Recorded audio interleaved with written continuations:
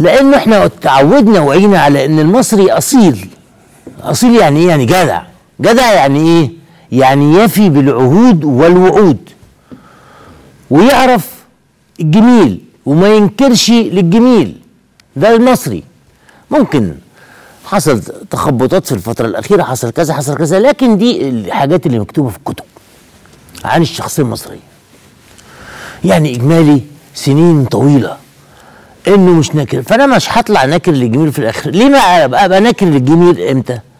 لو حسيت إن في حاجة يجب إن أنا أقولها لحضراتكم وما قلتهاش، حتى لو كان بعضكم أو أكثركم مش عايزها. لأنه هو أنا بشتغل عشان خاطر أرضيكم؟ لا، أنا بشتغل عشان خاطر ربنا حطني في مكان بمساندتكم بموافقتكم إن أنا أكلمكم، فأقول لكم إن أنا أشوف إنه صح. ممكن يبقى غلط، وأنا بقول لكم وأنا اللي بقول مش حد تاني. ممكن يبقى غلط، أنا بقول لكم فكروا فيه. أنا بقدم ده جزء، ده بالنسبة للآراء. إنما بالنسبة للخدمة العامة في البرنامج، إن إحنا بنجيب ضيوف يناقشوا قضايا الساعة، قضايا البلد، سواء كانت اجتماعيه سياسيه اقتصاديه دينيه، كله زي ما انت عايز. احنا بنناقش، بنعمل تقارير عن كل حته في مصر، بنروح ونشوف. مره لقينا حته حلوه نقول المكان حلو، مره لقينا حته وحشه نقول المكان وحش. حته يعني تلك الدار الاخره نجعلها ايه؟ للذين لا يريدون علوا في الارض ولا فسادا. بص خلي بالك، مش بس الذين لا يريدون علوا في الارض ولا فسادا ولا عاقبه للمتقين. خليك مفكر كده، لان الحكايه مش مستاهله. فنعمل ايه؟ نعمل اللي المفروض ان احنا نعمله، ان احنا نحافظ على بعض، نخلي يعني عينينا على عين بعض. عينينا على عين بعض يعني يبقى كلنا اتجاه واحد؟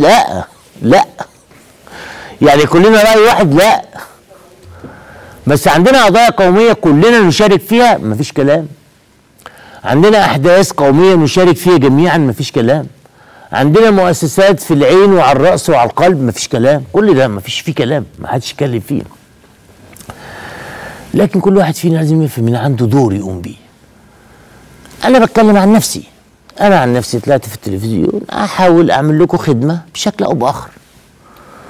يعني عملنا قبل كده حاجات وعملنا حاجات واخدنا مواقف وتحملنا نتائج المواقف، وناخد موقف تاني ونتحمل النتيجه. خلي بالك، انا ما بحبش حكايه ان واحد مثلا ياخد موقف معين وبعدين يزعل مثلا ان اتعمل فيه كذا. طب ما طبيعي الله.